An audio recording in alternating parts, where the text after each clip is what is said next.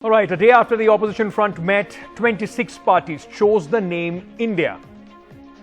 This has now become some sort of a controversial name as far as the ruling alliance is concerned. First, Assam Chief Minister Hemanta Biswa Sarma called it a colonial hangover. In fact, changed his Twitter, bio from Chief Minister Assam India to Chief Minister Assam Bharat. Now, in Bihar, there was a controversy which was created around Mr. Nitish Kumar. Sushil Modi, his former Deputy Chief Minister and former ally, said that Mr. Nitish Kumar left Bengaluru in an angry mode, did not attend the press conference because the suggestion that he gave for the name of the opposition grouping, that was not accepted. Nitish Kumar wanted the opposition unity name to be IMF, India, Mutual Front, or he also suggested some other names which eventually were not accepted. Then, of course, whether Nitish Kumar's position as the convener, which was not cemented, also has anything to do with his rumored anger, to which Mr. Nitish Kumar, the Chief Minister of Bihar, himself refuted these charges. First of all, listen in to what the Chief Minister said. नाराजगी की बात आ रही है कि आप नाराज होकर निकले वहां से। हम क्या के नाराज हो? ये बीजेपी की तरफ से आरोप लगाया जा रहा है। बताइए, तब बीजेपी का उस मीटिंग से क्या लेना देना है? आप बोलिए ना, तरह तरह की बात लोग करते हैं। आप लोग भी यहाँ बैठे हो, हम चले गए थे, इसलिए कोई खास बात तो है नहीं। कल वो प्रेस कॉन्फ्रेंस में नहीं थी, इसलिए लोग कह रहे हैं कि वो नाराज होकर चले गए। आपको नाम पे आपत्ति है? इंडिया नाम पे? नहीं, कुछ नहीं। और तो मीटिंग में सब बात हुई है ना, सब तरह की बात हुई है, सारा तरफ से बात, सब लोगों का सुझाव आया और उसको लोग किया फाइनली और उसको घोषित किया गया। उसके बाद हम लोग निकले, साथे सब खाना खाए हैं। क्या मतलब एनडीए का? सोच न रहे एनडीए का मीटिंग का, एनडीए था पहले। अभी चूंकि हम लोग एक मीटिंग करवा दिए तो इसलिए इन लोगों को लगा कि एक मीटिंग कर लें। So let's go across now to Mr. Sushil Modi, senior leader of the Bharatiya Janata Party, the man who tweeted this and started this whole story about the anger of Mr. Nitish Kumar. Facing him off from the JDU, Mr. K.C. Tyagi. He is a senior member of the JDU and also, in fact, the chief spokesperson of the party. Gentlemen, thank you for giving us your time. Sushil ji, I want to start with you. Sir, Nitish Kumar नाराज हैं, नहीं हैं, उन्होंने तो कुछ कहा नहीं, आपको कैसे पता चल गया? नहीं, इसलिए हम लोग नीतीश जी को 22 साल से जानते हैं ना, उनकी नाराजगी प्रकट करने का यही तरीका है। भाई, जो विपक्षी एकता के सूत्रधार थे वो प्रेस कॉन्फ्रेंस में क्यों नहीं शामिल हुए? क्या जल्दबाजी थी? चार्टर प्लेन लेकर गए थे, कोई कॉमर्शियल फ्लाइट तो थी नहीं कि 6:10 पर डिपार्चर अगर नहीं पहुंचेंगे तो फ्लाइट छूट जाएगी। और फिर पटना हवाई अड्डे पर भी जब उतरे तो जो नीतीश कुमार दिन में 3 बार मीडिया को बाइट देते हैं, वह नीतीश कुमार चुप्पी साध गए। न लालू यादव ने मीडिया से बात की, न किसी और ने बात की। और 24 घंटे के बाद ललन सिंह करेंगे ऑल इज वेल, तो ऑल इज वेल कहने का मतलब ही रहता कि ऑल इज नॉट वेल। जब राजनीति में गड़बड़ होता है तो एक रटा रटाया वाक्य कि ऑल इज वेल, तो एक ही बात का जवाब देना ललन सिंह कि जो सूत्रधार थे वो चुप्पी क्यों साधे हुए? क्या यह सच नहीं है कि नीतीश कुमार जो सूत्रधार थे उनकी वहाँ उपेक्षा हुई और पूरी मीटिंग को हाईजैक कर लिया कांग्रेस के लोगों ने? सोनिया गांधी, राहुल गांधी, इन लोगों ने हाईजैक कर लिया। और नीतीश कुमार को उम्मीद थी उनके लोगों को कि कन्वेनर के नाम पर वहाँ कोई सहमति बनेगी, लेकिन वह चर्चा भी नहीं हुई। फिर जो नया नामकरण हुआ है उसको लेकर भी नीतीश कुमार की आपत्ति थी। तो ये तो देखिए, नीतीश जी को हम लोग वर्षों से जानते हैं ना, तो ये सब उनकी नाराजगी व्यक्त करने का तरीका है ताकि बदले में बार्गेन करके कुछ और अधिक हासिल कर सके। चलिए त्यागी जी, नीतीश कुमार जी ने जो नाम सुझाया वो भी नहीं माना गया, कन्वीनर का नाम अनाउंस नहीं हुआ। आप सुन रहे हैं सुशील मोदी जी क्या कह रहे हैं, इसीलिए नाराजगी थी कि प्रेस कॉन्फ्रेंस में भी भाग नहीं लिया? ये सुशील मोदी जी हमारे मित्र हैं और करीबन कोई 30-35 साल हम लोगों ने इकट्ठे साथ काम किया है। मैं कोई कटता में इनके लिए नहीं रहता हूँ, ना नीतीश कुमार जी रहते हैं। आजकल सुशील मोदी जरूर हमसे कटता में भरे हुए हैं जब से हम इनके गठबंधन से दूर आए हैं। इस महागठबंधन के जो संस्थापक हैं वो नीतीश कुमार जी हैं।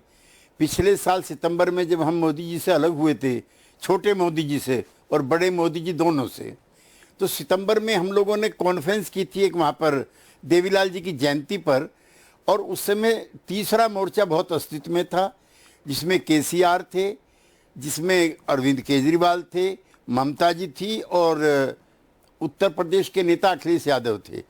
इसका क्रेडिट सिर्फ और सिर्फ नीतीश कुमार को जाता है कि आज कोई तीसरा मोर्चा नहीं है।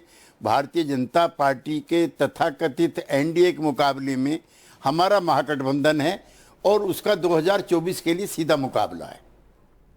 पर सुशील मोदी जी, जो बातचीत हुई है, नाम कई सारे सुझाए जा सकते हैं। अब लोग साथ में बैठेंगे तो कुछ चर्चा होंगी, किसी की बात पे सहमति बनेगी, किसी पे नहीं बनेगी। तो ये तो यूनानिमसली बात में इंडिया का नाम चुन लिया गया। आप उस इंडिया में होल करने की कोशिश कर रहे हैं क्योंकि वो विपक्षी एकता है।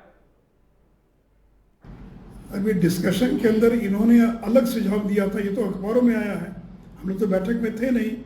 दिल्ली के आधे दर्जन अखबारों में छपा है कि नीतीश कुमार ने कुछ और सुझाव दिया था जिसको लोगों ने स्वीकार नहीं किया। जैसे मैंने कहा, एक मुद्दा नहीं है। और देखिए, नाम बदलने से क्या होता है, अगर दुकान का बोर्ड बदल दे और वही नकली माल उस दुकान में अगर बिक रहा है तो क्या ग्राहक आएगा क्या? तो नाम बदलने के पीछे, नाम के पीछे चेहरे तो वही हैं, वही लालू यादव। कौन है लालू यादव? कौन है ममता बनर्जी? कौन है अरविंद केजरीवाल, जिनके दो मंत्री जेल के अंदर बंद हैं? तो इनको लगता है कि नाम बदल लेंगे तो ब्रांड बदल गया तो लोग विश्वास कर लेंगे। देखिए, लोग नाम पर नहीं जाते, लोग नाम पर वोट थोड़ी देते हैं। लोग तो उस नाम के पीछे ताकत क्या है। कल अगर किसी का नाम सूर्य बहादुर हो जाए तो सूरज थोड़ी बन जाएगा। तो इसलिए अगर किसी नाम क्या है, ये महत्व की बात नहीं होती है। नाम के पीछे लोग कौन हैं, उनकी विश्वसनीयता क्या है, उनका चरित्र क्या है, उनकी नीयत क्या है, उसका महत्व होता है राजनीति में। केसी त्यागी साहब, सुनना आपने कि कह रहे हैं अब नाम से, इंडिया नाम से क्या नीतीश जी को कोई परहेज है? और साथ में साथ ये भी कह रहे हैं सुशील मोदी कि नाम बदलने से थोड़ी कुछ किस्मत बदल जाएगी। नहीं, नीतीश जी सुझाव तो दे सकते हैं, सब पार्टी के सब नेता सुझाव दे सकते हैं। असल में जब भी महागठबंधन अस्तित्व में आता है, ताकतवर दिखाई देता है, व्यवहारिक दिखाई देता है, आक्रामक दिखाई देता है, अगले दिन से ही इस तरह की स्टोरी, खासतौर से आपके इलेक्ट्रॉनिक मीडिया में, आज सुबह से मैं 1 दर्जन बाइट दे चुका हूँ सुबह 8 बजे से कि नीतीश जी नाराज नहीं है। नीतीश जी इसके संस्थापक हैं। जिस पेड़ को माली लगाता है उसको काटता नहीं है। उसके बावजूद भी मेरे पे रात को 11 बजे तक के लिए टीवी चैनल ने फ़ोन करके समय मांगा हुआ है कि नीतीश कुमार जी नाराज क्यों हैं। इस पर मैं अपनी टिप्पणी दी। तो इस पर अंकित जी मैं क्या कर सकता हूँ। नीतीश कुमार जी खुद कह चुके हैं, खुद घोषणा कर चुके हैं, पार्टी अध्यक्ष ललन सिंह कह चुके हैं, मैं पार्टी का हेड प्रवक्ता मैं कह चुका हूं, हम नाराज नहीं हैं, हम मुंबई जाएंगे और आगे की रणनीति तय करेंगे। सर, लेकिन कम से कम यहां पर जो सुशील जी, जो इंडिया है, जो टीम इंडिया है, यानी कि जो 26 विपक्षी दलों की जो टीम है, उसमें नाराजगी होने ना होने, बात रखने ना रखने, कम से कम उसमें बातचीत के बाद कोई सहमति बनती है। अब एनडीए पर तो यह आरोप लगता है आपने मीटिंग बुलाई, आपने 38 पार्टियां भी बुला ली और उन 38 पार्टीज की मीटिंग बुलाने के बाद बोले कौन? सिर्फ प्रधानमंत्री मोदी जी। तो और तो किसी को मौका ही नहीं मिला वहां पे। अरे भाई, वहां कोई किसी ने चुनौती दी है क्या? यहाँ तो क्षेत्रीय दल करें कि हम कांग्रेस को स्वीकार नहीं करेंगे। भाई, क्षेत्रीय दल अरविंद केजरीवाल क्या कांग्रेस को स्वीकार करेगा कि दिल्ली में हम सीट छोड़ने के लिए, या पंजाब के अंदर? अब दोनों की तुलना उचित नहीं है, दोनों की तुलना करना। ये 303 सीटों वाला महागठबंधन है जिसमें बीजेपी का प्रधानमंत्री है और बीजेपी के पास 303 सीट है और वहाँ तो कांग्रेस के पास केवल 53 या 54 सीट है। और जितने क्षेत्रीय दल हैं वो तो कांग्रेस के बलबूते राजनीति कर रहे हैं ना, उन्हीं की जमीन पर खेती कर रहे हैं। जिस दिन कांग्रेस बंगाल में मजबूत हो जाएगी, ममता बनर्जी खत्म हो जाएगी, जिस दिन दिल्ली और पंजाब में कांग्रेस मजबूत हो जाएगी तो अरविंद केजरीवाल की पार्टी कमजोर हो जाएगी। तो क्षेत्रीय दल तो जो राजनीति की जो खेती कर रहे हैं वो तो कांग्रेस की जमीन पर खेती कर रहे हैं ना। सारा झगड़ा तो इसी बात को लेकर है। क्षेत्रीय दल करें कि आप बंगाल में, पंजाब में, दिल्ली में आप चुनाव मत लड़िए, कांग्रेस चुनाव लड़े अन्य राज्यों में।